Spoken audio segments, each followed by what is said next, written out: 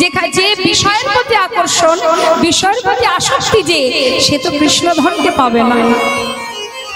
কাঙালের ঘরেই তো ভগবান এসেছেন যুগে যুগে।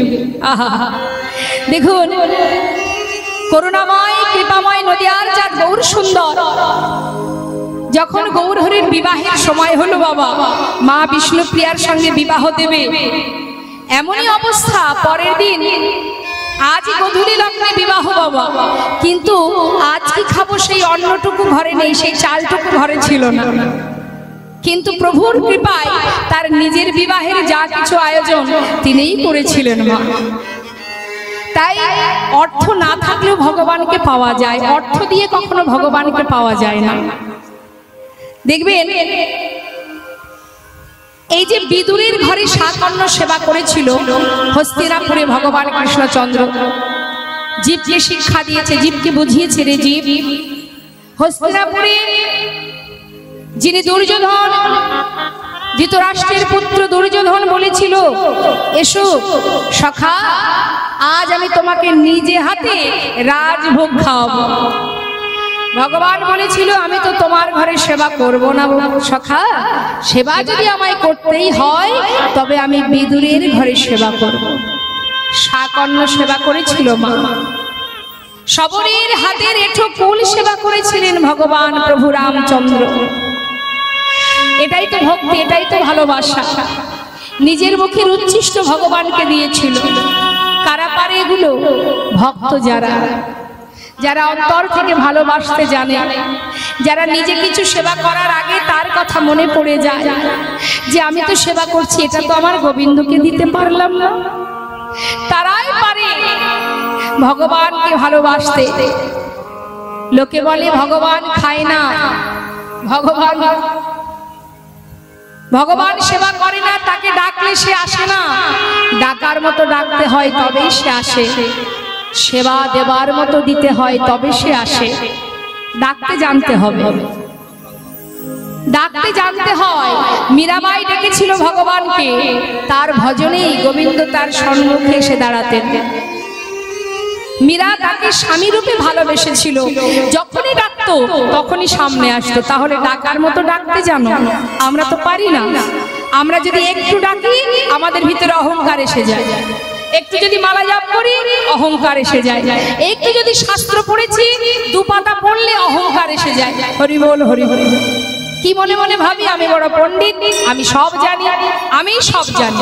এবার নিজে জানি, অপরের খুঁত ধরতে শুরু করে দিই, এর এটা সমস্যা, ওর ওটা সমস্যা তার।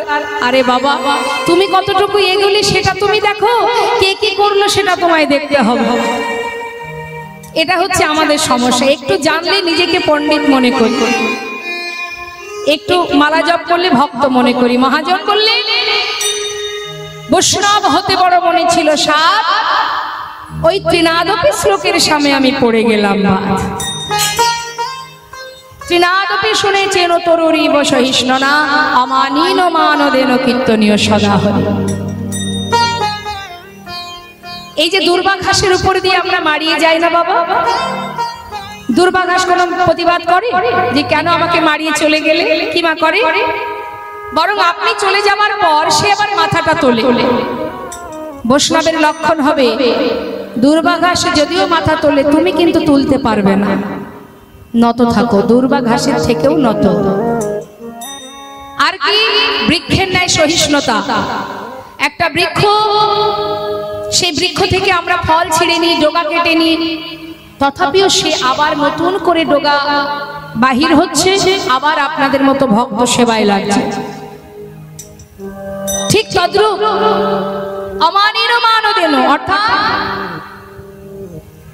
সবাই যদি কাউকে ঘেন্না করে, মনে করুন একজনকে সবাই ঘৃণা করে, বৈষ্ণবের লক্ষণ হবে তাকে সম্মান করা। সবাই যাকে ঘৃণা করবে তুমি তাকে মান দেবে। অমানীন মানদেন, যাকে কেউ মান দেয় না তুমি তাকে মান দেবে, এটা বৈষ্ণবের উচিত, বৈষ্ণবের স্বভাব। শাস্ত্র বললেন আমি নই। কীর্তনীয় সদা হরি, আনচিন্তা নয়, পরনিন্দা পরচর্চা নয়, অন্য সমালোচনা নয়, সদা সর্বদাই কৃষ্ণ চিন্তা, কৃষ্ণ ধ্যান, কৃষ্ণ মধ্যে রত থাকো, মগ্ন থাকো, কৃষ্ণ নাম করো। কীর্তনীয় সদা হরি, সদা সর্বদাই কৃষ্ণ নাম জপ করা, এটাই হলো বৈষ্ণবের স্বভাব। তাই বলছি বৈষ্ণব হওয়া অত সহজ নয়। বৈষ্ণব হতে গেলে তার ভিতরে এই যে শ্লোকটি মহাপ্রভু বলেছিল কাকে, ষড়গোস্বামীর মধ্যে এক গোস্বামী যার নাম রঘুনাথ দাস গোস্বামী। রঘুনাথ, এই শ্লোকটা যদি গলার মালা করে চলতে পারো অতি শীঘ্রই তুমি গোবিন্দ কৃপা লাভ করতে পারবে।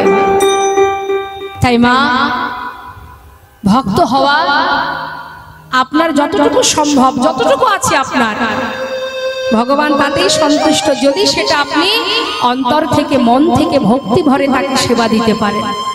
যেটুকু আছে আপনার, 100 টাকা আছে সেটাই দেব, দুঃখ নেই। অনেকে দেখবেন এই কীর্তনের আসরে এসে আছে, অনেকেই আছে বাবা, সবার ক্ষেত্রে বলবো না, অনেকে আছে 500 টাকা বা 100 টাকা দিয়ে বলে আমার নামটা একটু মাইকে বলবেন, জানি তাই যাতে সবাই শুনতে পায় যে অমুক 100 টাকা দিয়েছে কি 500 টাকা দিয়েছে। তাহলে টাকাটা দিয়ে বললো আমার নামটা ঘোষণা করুন, সবাই জানো। আবার অনেক ভক্ত আছে যারা হাজার হাজার টাকা গোবিন্দ সেবায় দিচ্ছে আর ভক্তদেরকে কি বলে, আমার নামটা বলো না, যার সেবায় দিয়েছি তার সেবায় দিলেই হবে, আমার নাম ঘোষণা করতে হবে না। এটা হচ্ছে ভক্তের লক্ষণ। মানুষকে জানিয়ে কি হবে, পরের দিন বলবে বাবা এই ছেলেটা বা এই মেয়েটা এত টাকা দিয়েছে, এটা তো মানুষকে দেখানো হলো। ভক্তি যদি পেতে হয়, কৃষ্ণ প্রেম যদি, তার ভালোবাসা, তার আশীর্বাদ যদি পেতে হয়, সমাজকে দেখিয়ে কি বা হবে। সতের সঙ্গ করতাম যদি প্রভু রাখতো আমায় ভালো, অসতের সঙ্গ করে বৃথায় জনম গেল। যেখানেই যাও, বাজারে যাও, ঘাটে যাও, মাঠে যাও, যদি তুমি সৎসঙ্গ করতে পারবে, সতের সঙ্গ করো, অসৎ সঙ্গ করো না। সৎসঙ্গ করলে কি হবে, তোমাকে সঠিক পথের সন্ধান দেবে সে। অসৎ সঙ্গ কখনো করতে নেই, তাতে প্রাণ সংশয় হতে পারে। তাই আজ ওই লালা কিভাবে কিভাবে তার ভিতরে বৈরাগ্য হইল দেখুন মা। এই যে আপনারা এখানে এসেছেন, সাধু সঙ্গ করছেন, এই ভক্ত সঙ্গ সাধু সঙ্গের একটা বিশাল গুণ আছে। বৈষ্ণবের কৃপা, বৈষ্ণবের চরণ স্পর্শ, বৈষ্ণবের চরণ ধুলি যদি মাখা যায়, হৃদয় মাঝের অনেক অনেক পাপ দূরীভূত হয়। তাই দেখুন এই ভক্ত সঙ্গ সাধু সঙ্গের কি ফল, যদি কেউ ভক্ত সঙ্গ করে তার কি উপকার। তাহলে একটা ঘটনা বলি মা, সাধু সঙ্গ করলে কি ফল পাওয়া যায়। এক গোবরে পোকা আর এক মৌমাছি, দুজনেই খুব বন্ধুত্ব। ওই দেখুন কত সুন্দর গল্প হচ্ছে, পেয়েছে সুযোগ। এখানে গোবরে পোকাও আছে, মৌমাছিও আছে, এই হরিবাসরেই আছে। এটা কৃষ্ণের সরোবর, ভগবানের সরোবর এটা। এই সরোবরে ফুল ফুটেছে বাবা, তাই ফুলের মধ্যে গোবরে পোকাও আছে আবার মৌমাছিও আছে। তা গোবরে পোকা কারা, ওই যে গল্প করছে ওই যে।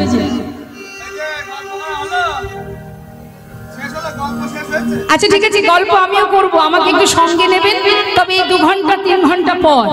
হ্যাঁ বাবা, কি শান্তি কি শান্তি। এই যে আপনাদের মধ্যে গল্প চলছে না, আমার তো মনে হয় না কৃষ্ণ নামের থেকে ওই কথাগুলো মূল্যবান বেশি। এত কষ্ট করে এত সুন্দর আয়োজন, মায়ের পূজা, ভক্ত সমাগম, এগুলো তো কম স্বীকৃতির ফল নয়। তা স্বীকৃতি পেলে তো হবে না মা, কাজে লাগাতে হবে তো। গুরুদেব আপনাকে পথে নামিয়ে দেবে, কিন্তু হেঁটে তো যেতে হবে তোমাকে।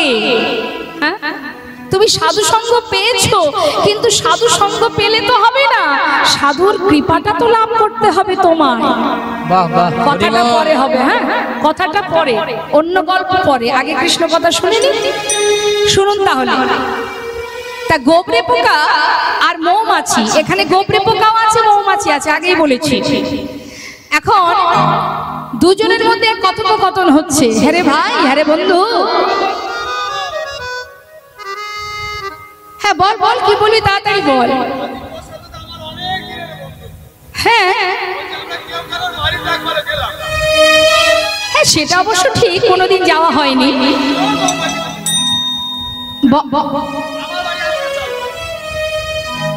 মৌমাছি আর গোবরে পোকা বলছে যে কোনোদিন তো কারোর বাড়ি যাওয়া হয়নি, তা একদিন তো দুজন দুজনের বাড়িতে গেলেই হয়। তা মৌমাছি বলছে নিশ্চয়ই যাওয়া যায়, তাহলে কে আগে কার বাড়ি যাবে? গোবরে পোকা বলছে আগে আমার বাড়ি চলো। মৌমাছি মনে মনে চিন্তা করছে, বাবা এখানে মৌমাছি কারা? সাধু যারা, ভক্ত যারা। বলছে মাথা খারাপ, ওর বাড়িতে গেলে তো গোবর খেয়ে মরতে হবে। হ্যাঁ, না না বাবা, ওর বাড়ি যাওয়ার দরকার নেই, বরং ওকে আমার বাড়িতে নিয়ে যায়। হরি বল। তা বেশ তাই হবে, তাহলে আমি তোমার বাড়ি যাই। গোবরে পোকা বলেছে তাহলে আমি যাব। বেশ, মৌমাছি কি করেছে বাবা, পরের দিন গোবরে পোকাকে নিয়ে তার বাড়িতে গেছে। তার বাড়িটা কোথায়? একটা সরোবর। সরোবরের মধ্যে অনেক পদ্ম ফুল ফুটে আছে। আছে না আপনাদের এদিকে? পদ্ম ফুল আছে তো? বাবা খুব সুন্দর। তা পদ্ম ফুল ফুটে আছে। এখন মৌমাছি গোবরে পোকাকে নিয়ে গিয়ে বলছে, হ্যাঁ রে বন্ধু, এই হচ্ছে আমার বাড়ি, আর এই যে ফুলগুলো দেখতে পাচ্ছ এর মধ্যেই আমি বসে থাকি, এখানেই আমার খাবার, এখানেই আমার সব। তা তুমি এসেছো আমার বাড়িতে, কি আর সেবা দেব? নাও তুমি এক ফুলে বসে মধু পান করো, আমি পাশের ফুলে বসে মধু পান করি। হরি বল, হরি বল।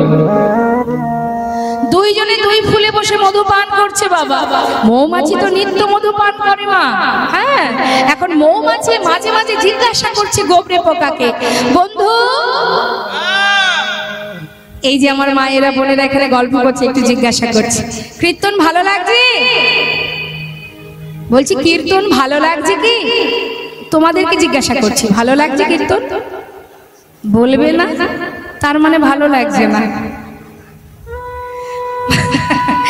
মৌমাছি জিজ্ঞাসা করছে, আয় বন্ধু, বলি মধু খাচ্ছ তো? ভালো লাগছে? ভালো লাগছে না? আচ্ছা ঠিক আছে, তুমি পান করো, দেখবে এক সময় ভালো লাগবে। কিছুক্ষণ পর আবার জিজ্ঞাসা করছে মৌমাছি, বন্ধু এবার ভালো লাগছে তো?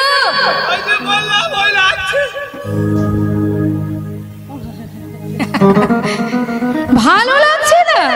আচ্ছা বলুন দেখি, মধু কারোর খারাপ লাগে না? হ্যাঁ, আরে তোমার ভালো লাগছে না?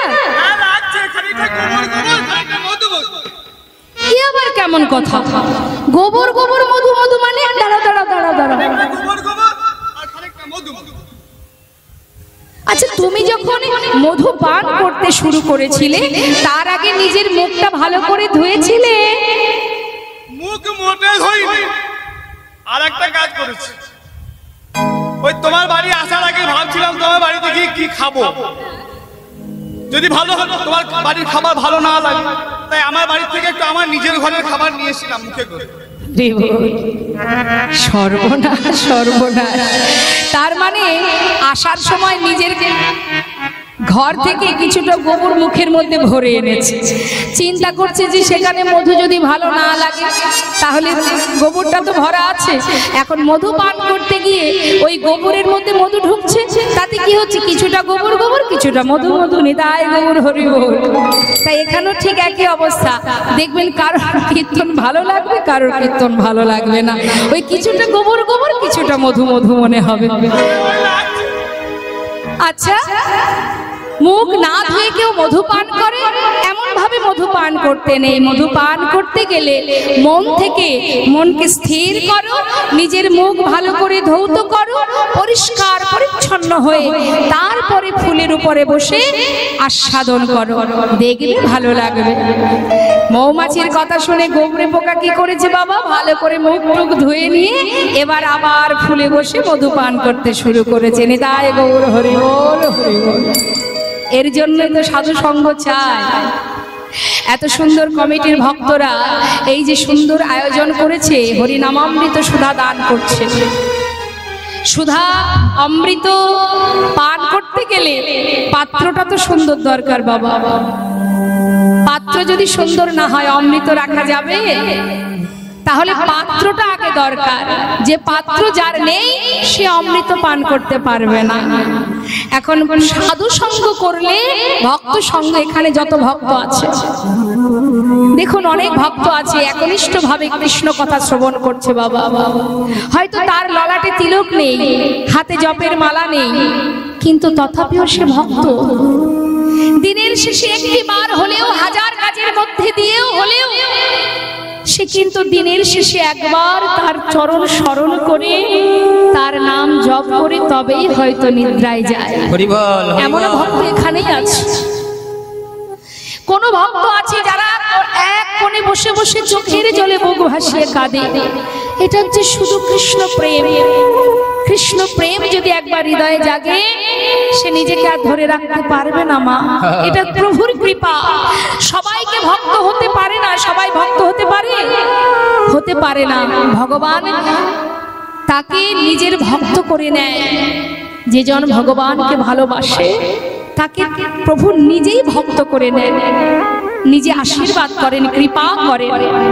আজ দেখুন, যেই না সেই গোবরে পোকা জীবনে মধুপান করেনি, যে সারা জীবন গোবর খেয়েছে, আজ মৌমাছির সঙ্গ পেয়ে ফুলে বসে মনের শান্তিতে মধুপান করতে করতে দেখতে দেখতে মা সন্ধ্যা হয়ে যাচ্ছে। বেলি অবসান বাবা, সন্ধ্যা হয়ে চলেছে। এদিকে সূর্য পশ্চিম দিকে ঢলে পড়েছে। এমন সময় মৌমাছি ডাকছে, বন্ধু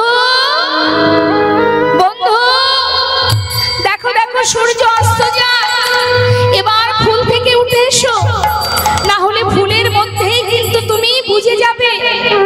ওঠো ওঠো, তাড়াতাড়ি ওঠো, পাপড়ি যদি বন্ধ হয়ে যায় তুমি কিন্তু ফুলের ভিতরে বাধা পড়বে। ওঠো বন্ধু, কোথায় আছো তুমি? কোনো সাড়া পাচ্ছে না। মৌমাছি পাগলের ন্যায় সরোবরের চারিপাশে ঘুরছে আর ডাকছে, বন্ধু বন্ধু, তুমি কোথায়? উঠে এসো বন্ধু, উঠে এসো। গোবরে পোকা চিৎকার করে বলছে, আহা,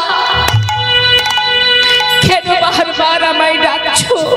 হরি বল, হরি বল। আমাকে মধু পান করতে দাও। জীবনে কোনোদিন যে মধু পান করিনি, আজ তোমার কৃপায় মধু পান করতে বসেছি।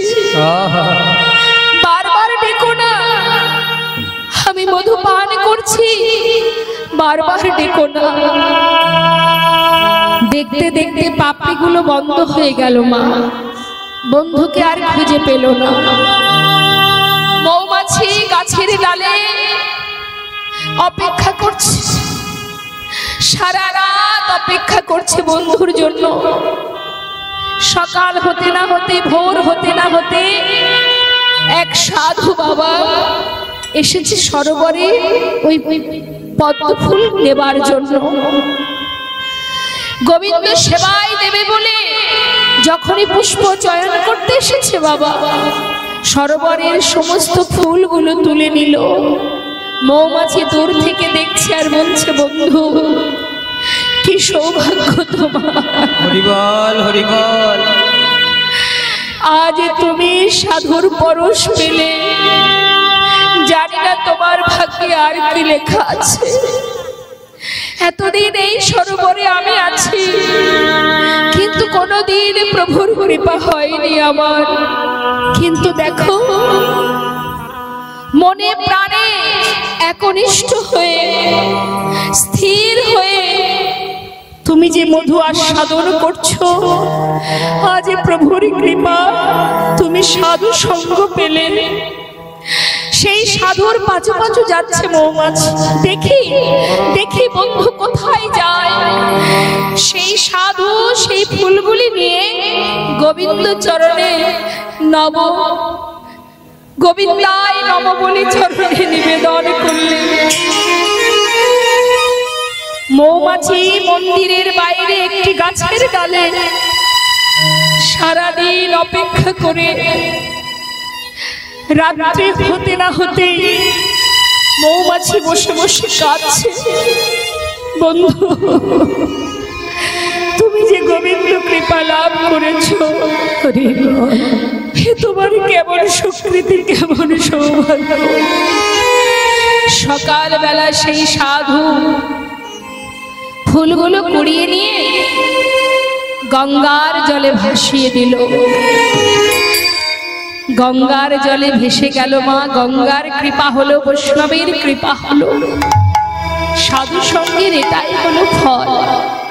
বৈষ্ণব সঙ্গ, সাধু সঙ্গ, এছাড়া জীবনে আছে কি আর আমাদের? অসৎসঙ্গ করো না, সাধু সঙ্গ করো। আজ লালারও ঠিক সেই একই অবস্থা বাবা। একজন কৃষ্ণ ভক্ত যে দাঁড়ে দাঁড়ে ভিক্ষা করে ভগবানের সেবা দিয়ে তবেই নিজে প্রসাদ পায়, সেই কৃষ্ণ ভক্ত একজন অসহায় দরিদ্র ভক্ত ভিখারি, সে এসেছেন জমিদার মহলে ভিক্ষার জন্য, গোবিন্দ সেবার জন্য। যেই না চিৎকার করে বললেন ভিক্ষাং দেহি, শোনা মাত্রই লালা সদর দরজায় নেমে এসে জিজ্ঞাসা করলেন, এই ভিখারি, তুমি দাঁড়ে দাঁড়ে ভিক্ষা করো? হ্যাঁ বাবু। কেন করো ভিক্ষা বাবু? শুনবে? তাহলে শোনো। বাবু গো, বাবু গো,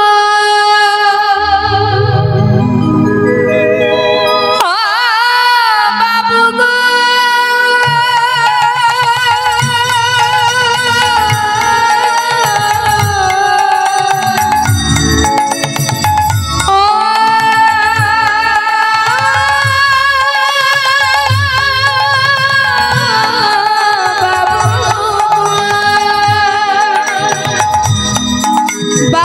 গো,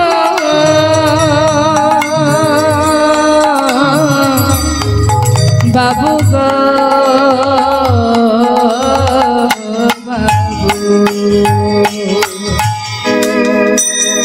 বাবু, আমি হলাম দিন ভিখারি গো,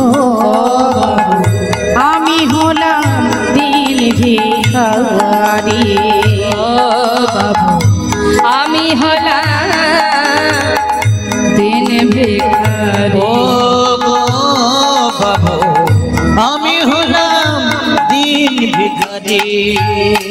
বাবু, ঘরে আছে আমার গিরিধারী,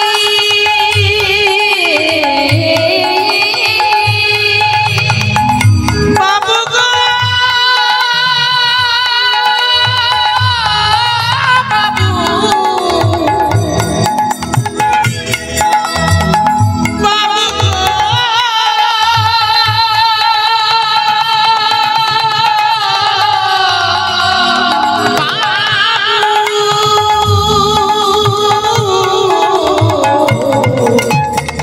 ঘরে আছে গিরিধারী,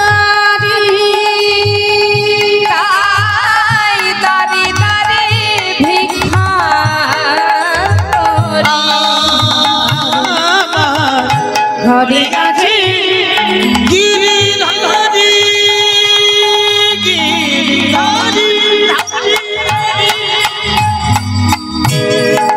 তাই আমি তার নামে ভিখারি। তারে সেবা দিয়ে পাই গো প্রসাদ, তারে সেবা দিয়ে পাই গো প্রসাদ, তারে সেবা দিয়ে পাই গো প্রসাদ, তারে সেবা দিয়ে পাই গো প্রসাদ। বাবু এই তো আমার রীতি, আমি হলাম দিন ভিখারি। আমি হলাম দিন ভিখারি। বলে ও গো বাবু, আমি হলাম দিন ভিখারি। ভগবানের সেবা দিয়ে প্রসাদ পাই, আমি দিনহীন কাঙাল, দিন ভিখারি আমি। হরি বল, হরি বল।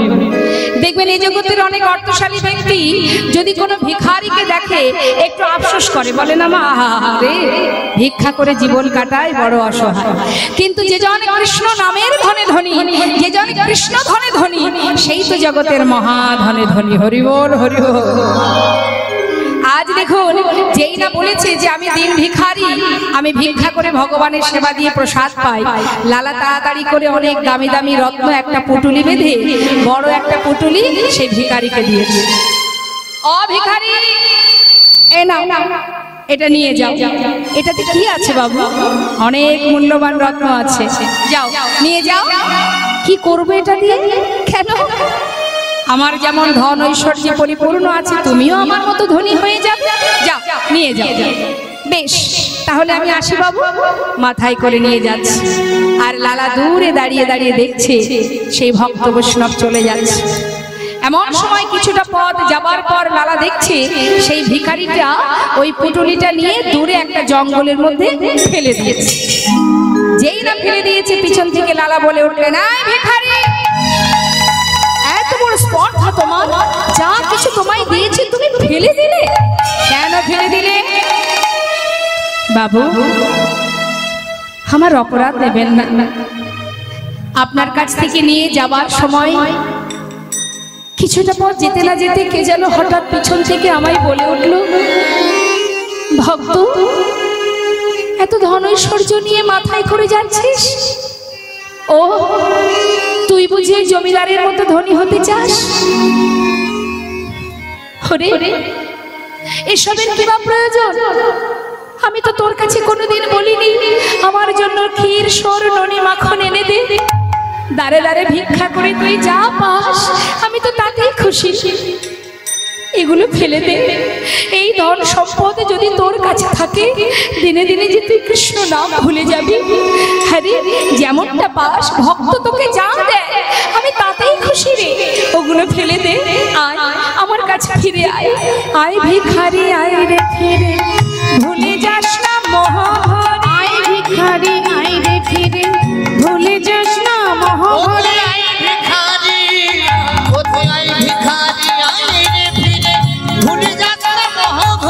গোবিন্দ সেবার বেলা বয়ে যায়, এই গোবিন্দ সেবার বেলা বয়ে যায়। বিদুরের খুদ যেমন তোর ভিক্ষার অন্ন, বিদুরের খুদ যেমন তোর ভিক্ষার অন্ন তেমন।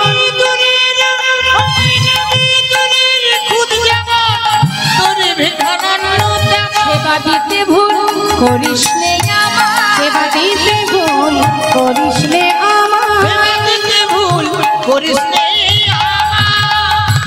আই ভিখারি, আই রে ফিরে, আই ভিখারি, আই রে ফিরে, আই ভিখারি, আই রে ফিরে, আই ভিখারি, আই রে ফিরে, ভুলে যাস না মোহ ভরে। আই ভিখারি, আই রে ফিরে, ভুলে যাস না মোহ ভরে। আই ভিখারি, আই রে ফিরে, সেবা দিতে ভুল করিস নে আমার, সেবা দিতে ভুল করিস নে আমায়, সেবা দিতে ভুল করিস নে আমার। জয় নিতাই। তা মাগো, আজ দেখুন, আজ সেই ভিখারি বলল, বাবু, প্রভুজি আমায় বললেন, তাই আমি এগুলো কিচ্ছু চাই না। যেই না বলেছে লালা বলে, শোনো, যদি প্রভু তোমাকে এটাই বলে থাকে তাহলে তুমি আমার মহলে থাকবে, তোমার খাওয়া পড়ার পুরো দায়িত্ব আমি নেব, তুমি কৃষ্ণ নাম গাইবে আর আমার কৃষ্ণ নাম শোনাবে। বাবু, আপনার মহলে থাকলে আপনার মতো অবস্থা আমার হবে, ওই মহলে থাকলে কখনো কৃষ্ণ ভজন হবে না বাবু। তাই আমি আমার কুঠিরেই চলে যাই, আমাকে বাধা দেবেন না। চলে গেল ভিখারি। লালা মনে মনে চিন্তা করতে শুরু করলেন, মা, এই কিন্তু শুরু হলো তার ভিতরে চৈতন্য। ও, তবে কি এই মহলে থাকলে কৃষ্ণ ভজন হয় না? এই মহলে থাকলে কি আমি আমার গোবিন্দ কৃপা লাভ করতে পারবো না? ভাবতে ভাবতে ঘরের ভিতরে প্রবেশ করছে। হঠাৎ কি হলো, একজন কাজের মেয়ে ওই মহলেই কাজ করে, জমিদার মহলে কাজের মেয়ে বাবা জমিদারের বিছানায় শুয়ে আছে। তাই না দেখে লালা প্রচন্ড রেগে গিয়ে বলে উঠলেন, এই কে আছিস? এত বড় সাহস, জমিদারের বিছানায় শুয়ে আছে, ওকে ধরে নিয়ে গিয়ে 30 ভাবে আঘাত কর। যেই না বলা, কাজের মেয়েটি শয্যা ছেড়ে নিচে নেমে লালার দিকে তাকিয়ে একবার হাসে একবার কাঁদে। আর যেই না ওকে হাসতে দেখেছে বাবা, হাতটা চেপে ধরেছে, চেপে ধরে জিজ্ঞাসা করছে, লালা এত বড় সাহস তোর, তোর এত বড় সাহস, তোকে 30 ঘা বেত্রাঘাত করবো শুনেও তুই হাসছিস? কেন হাসছিস বল, কেন হাসলি তুই? সেই মেয়েটিও শিক্ষা দিল লালাকে, বাবু আপনার এই জমিদারের বিছানা, যে বিছানায় আপনি ঘুমান, এই জমিদারের বিছানায় কিছু সময়ের জন্য আমি শুয়েছিলাম বলে আমার 30 ঘা সাজা পেতে হচ্ছে। হরিবল হরিবল। অপরাধ যখন করেছি সাজা তো পেতেই হবে, এটা ভেবেই আমি হাসছি। আর কাঁদছিস কেন বাবু? জমিদারের বিছানায় কিছু সময় শুয়ে যদি 30 ঘা সাজা আমায় পেতে হয়, একবার নিজের কথা ভেবে দেখুন বাবু, আপনি তো সারা জীবন এই বিছানায় ঘুমিয়ে এসেছেন, তাহলে আপনার জন্য ভগবান কত সাজা রেখে রেখেছে। যেই না বলেছে বাবা, আবার লালার চৈতন্য হলো। সত্যি তো এই কাজের মেয়েকে যদি 30 ঘা সাজা পায়, আমিও তো এই জমিদারের বিছানায় এতদিন শুয়ে এসেছি, আমার জন্য প্রভু কত সাজা লিখে রেখেছে। ঠিকই তো বলেছিস মা, সত্য বলেছিস। সেই মেয়েটির হাতটা ধরে বললেন, ওরে মারে, কাজের মেয়ে হতে পারিস তুই, তুই যে আমার অন্ধকারকে দূরীভূত করে আলোর পথ দেখালি। ঠিকই বলেছিস, না না এই বিছানায় আমি আর ঘুমাবো না, আমি কথা দিচ্ছি আর ঘুমাবো না পালঙ্কেতে। এই করিলাম আর ঘুমাবো না পালঙ্কেতে,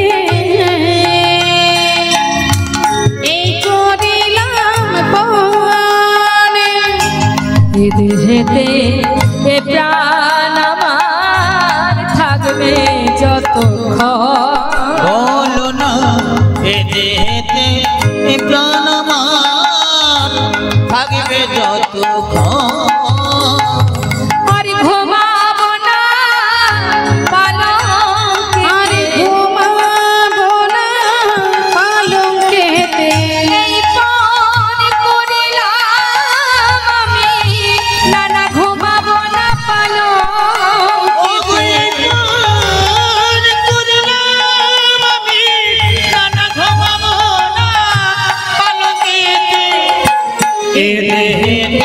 প্রাণ আমার থাকবে যতক্ষণ, বলো এ দেহেতে প্রাণ আমার থাকে যতক্ষণ। জনিদায় জয় গো। সেই দিন থেকে লালা জমিদারের বিছানা পরিত্যাগ করলেন বাবা, আর ঘুমায় না। তাহলে শিক্ষা কোথা থেকে পেল মা? এক ভিখারির কাছ থেকে, অর্থাৎ একজন ভক্ত বৈষ্ণব, তার কাছ থেকে শিক্ষা পেল। আর কি পেল? একটি কাজের মেয়ের কাজ হচ্ছে। হরিবল হরিবল। দুজনের কাছ থেকে শিক্ষা পেল, সর্বদাই মনের ভিতরে চিন্তা করে। এই কথা ভাবতে ভাবতে জমিদারির কারণে তাকে একটা সময় যেতে হলো গোটা রাজ্যে পরিদর্শনে আর খাজনা আদায় করতে।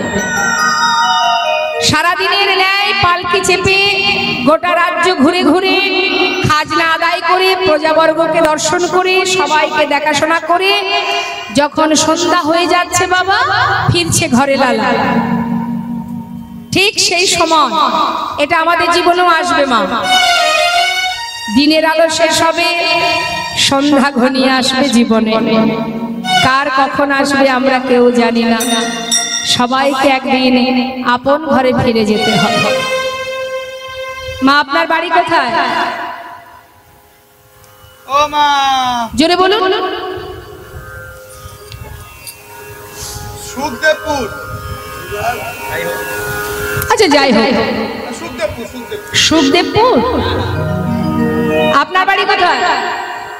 ও মা, বাবা লজ্জা করছে, আমি তো আপনার মেয়ের মতো, বলুন। কি বলছেন? হাটিগ্রা, আচ্ছা হাটিগ্রা, বেশ। তাহলে আপনার বাড়ি হাটিগ্রা, আচ্ছা আপনার ঠিকানা হাটিগ্রা, সবাই শুনতে পাচ্ছেন বাবু? বেশ। এর আগে আপনি কোথায় ছিলেন? জয়নিতা, এখন না হয় হাটিগ্রাতে আছেন, এর আগে কোথায় ছিলেন? এর আগের জন্মে কোথায় ছিলেন জানেন না? আচ্ছা, যখন মারা যাবেন, মারা যাবার পরে কি হাটিগ্রাতে থাকবেন?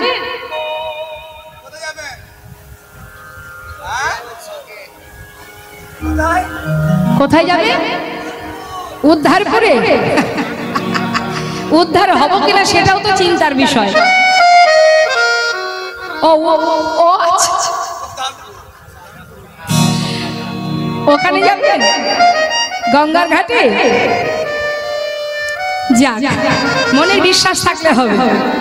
তাহলে এখন আমি যেখানে আছি, একটু মন দেবেন কথার মধ্যে, এখন যেখানে আছি এর আগে সেখানে ছিলাম না এবং পরেও থাকবো না। তাহলে এটা আমার ঠিকানা কি করে হয়?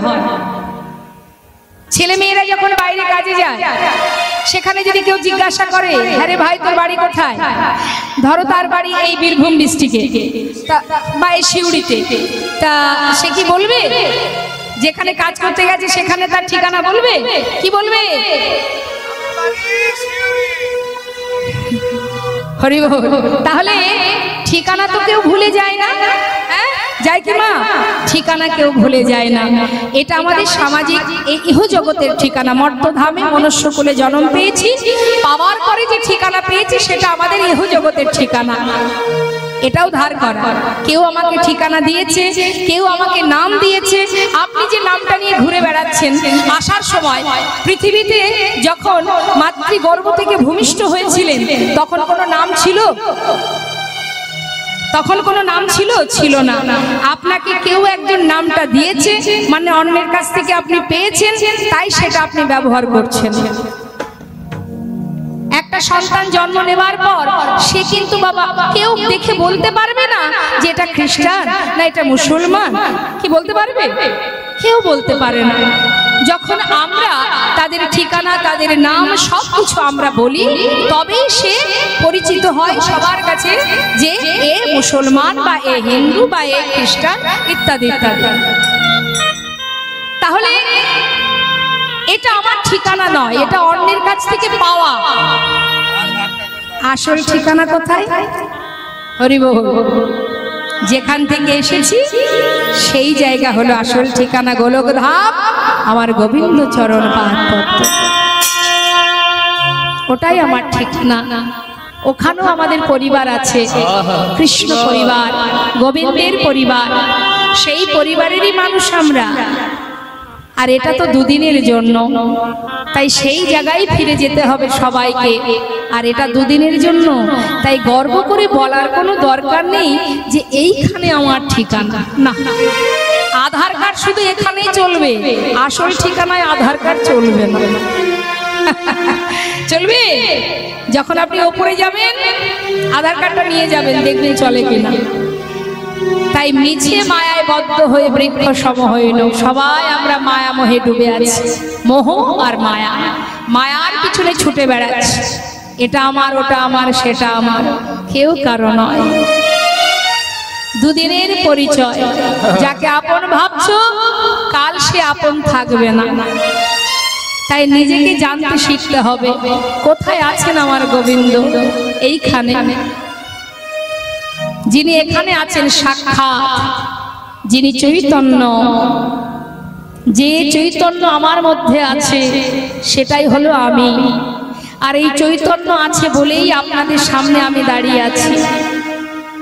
যেদিন এই চৈতন্য থাকবে না, মনটাকে চালনা করে কে? তোমার মনকে কে চালায়? মন কিন্তু স্থির নয় বাবা, মন সর্বদাই চঞ্চলা, এদিক ওদিকে ঘুরে বেড়ায়, কি তাই না? মনটাকে চালাই কে? আমি, স্বয়ং আমি। আমি আমার মনকে যেদিকে চালাবো আমার মন সেই দিকে যাবে। আর মন কাকে চালনা করে? সে হচ্ছে আমাদের দেহকে, ইন্দ্রকে। আমাদের ইন্দ্রগুলো, আমাদের মন যেদিকে যায় ইন্দ্রগুলো সেদিকে যায়। অর্থাৎ মনের ইন্দ্রের মালিক মন, মনের মালিক মনকে যে চালনা করে সে হলো আমি স্বয়ং। আমি যতটুকু যেখানে ওকে নিয়ে যাব আমার মন সেখানে যেতেই বাধ্য। কি তাই তো? কি আমরা বলি না আমার মন, এটা বলি না আমার মন, অর্থাৎ আমার মন চঞ্চল, আমি তো চঞ্চল নই। আমার মনকে আমি কৃষ্ণ পদে নিয়ে যাব, সে যেতে বাধ্য। আমি যদি অসৎ পথে নিয়ে যাই আমার মন সেখানেই চলে যাবে। কেউ আবার সিরিয়াল দেখতে ভালোবাসে, দেখবেন এদিকে সিরিয়াল হয় নাকি?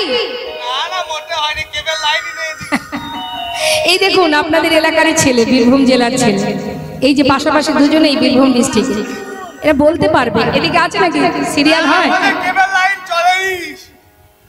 কেবল লাইন এদিকে নেই, দেখবেন অনেকে আছে। এই যে আপনারা এখানে এসেছেন কৃষ্ণ কথা শ্রবণ করতে, সবাই কিন্তু আসেনি বাবা। বৃষ্টি তো হচ্ছে, মেঘাচ্ছন্ন দিন কভু নহে তো দুর্দিন, হরি কথা কৃষ্ণ কথা বিহীন যেদিন সেদিন আমাদের জীবনের দুর্দিন। তাহলে এই কৃষ্ণ কথা শোনার জন্য ছাতা মাথায় করে আপনারা এখানে এসেছেন, সবাইকে এসেছে। চিন্তা করছে মৃদুমন্দ ঠান্ডা ঠান্ডা ওয়েদার, বিছানায় কাঁথার মধ্যে পাটা রেখে সুন্দর সিরিয়াল হবে, সিরিয়ালগুলো দেখতে পাবো। দেখতে দেখতে এমন অভ্যাস হয়ে গেছে বাবা, সিরিয়াল না দেখলে হয়তো তার হজম হবে না কিছু। হ্যাঁ, তবে যার যেমন ভাব তার তো তেমনই লাভ। বন্ধুরা যদি আলোচনা করে, হ্যাঁ রে বন্ধু অমুক জায়গায় কীর্তন হচ্ছে, যাবি? কেউ বলে চল যাই একটু কীর্তন শুনে আসি, ভগবানের নাম শুনবো। আবার কেউ বলে না রে না, যাওয়া যাবে না, অমুকের বাড়িতে আজকে পার্টি আছে, বেশ খাওয়া দাওয়া হবে, মজা হবে, আড্ডা হবে। তাহলে যে যে পথে যাবে সেই পথেই কিন্তু একটা উপকার আছে বাবা, লাভ আছে।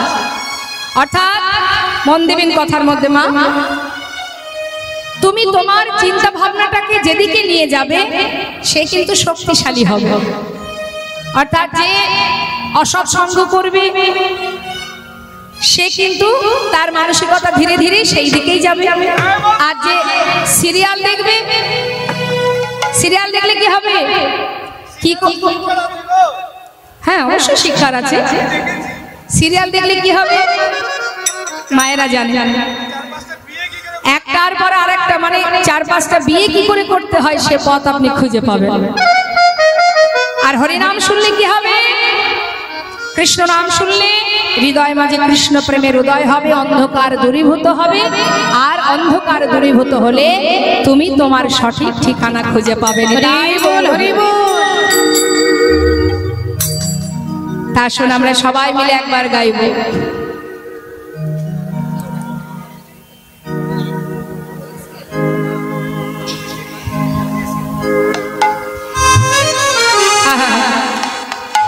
পথ চলিতে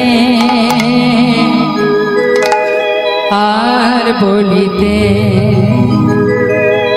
পথ চলিতে আর বলিতে, পথ চলিতে আর বলিতে, পথ চলিতে আর বলিতে, তোমরা লাহ লাহ কৃষ্ণ নাম, হরি নাম মধুর নাম, কৃষ্ণ নাম হরি নাম, কৃষ্ণ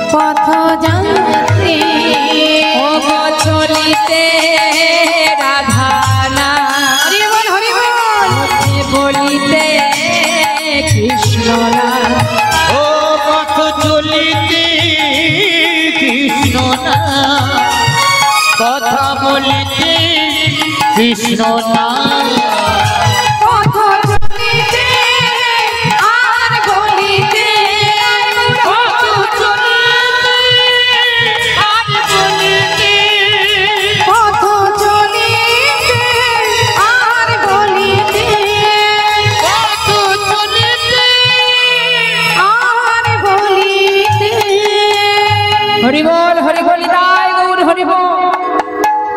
পালকি চেপে ফিরে আসছে লালা, সন্ধ্যাগত, সূর্য পশ্চিম দিকে ঢলে পড়েছে। এমন সময় লালা যখন পালকি চেপে আসছে মা, হঠাৎ একটা প্রতিধ্বনি শুনতে পাচ্ছে। কি সেই প্রতিধ্বনি? শুনুন একটু, মন দেবেন কথার মধ্যে। এক ধোপার মেয়ে, রজকন্যা, রজক বলে কাদের? যারা কাপড় কাচে, ধোপা। ধোপার মেয়ে চিৎকার করে তার পিতাকে বলছে, বাবু গো, বেলা যায়, বাসনায় আগুন দাও। বাবু গো, বেলা যায়, বাসনায় আগুন দাও। চিৎকার করে বলছে, বাবু বেলা যায়, বাসনায় আগুন দাও। আগেকার সময়ে এখন যেমন ডিটারজেন্ট আছে কাপড় পরিষ্কার করবার জন্য, আগে তো এসব ছিল না। কলার পাতাকে শুকিয়ে সেটাকে বলা হয় বাসনা। সেই শুকনো কলার পাতা যখন আগুনে পোড়ানো হয়, তাতে একটা খার বেরিয়ে আসে, একটা ছাই। সেই খারটাকে দিয়ে কাপড় পরিষ্কার করা হতো। তা বলছে, মেয়ে বলছে পিতাকে, বেলা যায়, বাসনায় আগুন দাও। আর প্রতিধ্বনি হচ্ছে, শুনছে লালা পালকি চেপে পথের মাঝে, শুনতে পাচ্ছে, বেলা যায়,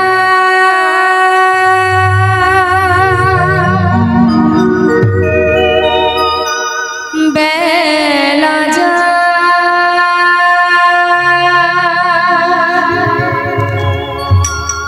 বেলা বেলা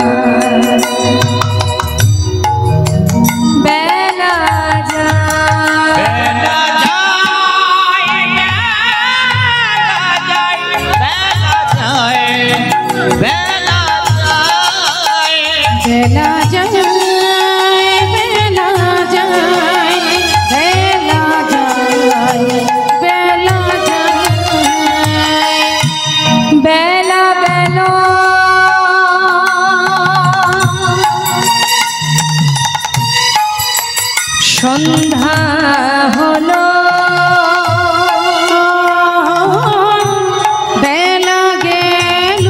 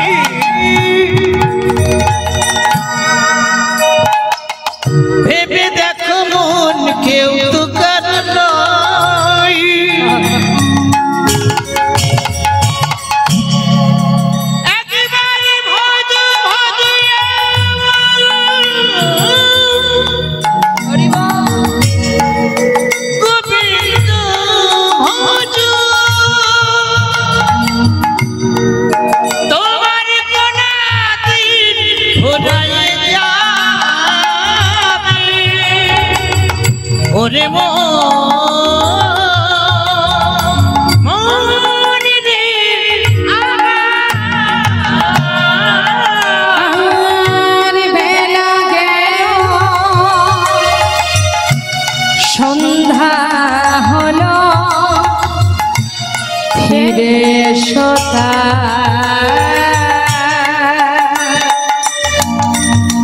বেলা যায় বেলা যায় বেলা যায় বেলা যায় বেলা যায়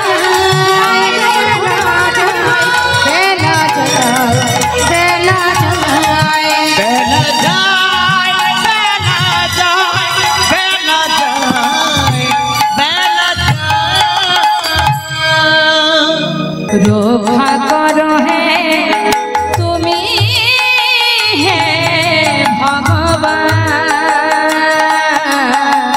হে জগতে সব কিছু তোমারই তো দান। একবার রক্ষা করো হে তুমি হে ভগবান হে জগতে সব কিছু তোমারই তো দান। তুমি আছো হরি এই বিশ্ব চরাচরে তুমি আছো হরি বিশ্ব চরাচরে শেষের দিনে হরি ডাকিব তোমারে তুমি আছো হরি বিশ্ব চরাচরে শেষের দিনে হরি ডাকিব তোমারে রক্ষা করো হে ভগবান রক্ষা করো হে ভগবান রক্ষা করো হে ভগবান রক্ষা করো হে তুমি হে ভগবান বলো এ জগতে সব কিছু তোমারই তো দান। বলো এ জগতে সবই কিছু তোমারই তো দান। প্রভুর চরণে আত্মসমর্পণ করতে করতে প্রাণ পাখি উড়ে চলে গেল। প্রাণ পাখিটা যেই চলে গেল বাবা, এবার সবাই মিলে গোটা রাজ্য রক্ষা করবার জন্য চলে গেল। সমস্ত রাজ্যের প্রজাবর্গরা, ওই 12 বছরের ছেলে সে অনেক বড় হয়েছে, সেই বর্ধমানে লালার কাছে গিয়ে বললেন, এই যে বাবু, যার প্রতি আপনার এত ক্ষোভ এত অভিমান, সে তো চিরতরে ছেড়ে চলে গেল, এবার তো আপনি ফিরে চলুন, না হলে এই জমিদারি কি করে রক্ষা হবে। হরি বল। সমস্ত প্রজাবর্গের কথা শ্রবণ করে অবশেষে পুনরায় আবার ফিরে এলেন লালা ওই মুর্শিদাবাদ জেলায়। ফিরে আসার পর উপযুক্ত বিবাহের বয়স হয়েছে দেখে এলাকাবাসী সমস্ত প্রজাবর্গরা তার বিবাহ দিল। বিবাহ হলো জমিদার লালার স্ত্রীর নাম কাত্যায়নী। দেখতে দেখতে সন্তানও হয়ে গেল, ছেলের নাম নারায়ণ। আবার তার একটা পালিতা কন্যাও ছিল যার নাম সুমতি। এই হচ্ছে সুন্দর সংসার। এই সংসারের মধ্যে দিয়ে সে কিন্তু গোটা রাজ্য পরিচালনা করে, তার জমিদারি পিতৃ সম্পদ রক্ষা করে। কিন্তু বাবা, তার ভিতরে ছিল বৈরাগ্য, ছিল ভক্তি, ছিল গোবিন্দের প্রতি প্রেম। কিন্তু দেখবেন সৎসঙ্গ আর অসৎসঙ্গের একটা গুণ আছে বাবা। পথে চলতে গেলে তুমি যদি সৎসঙ্গ করো,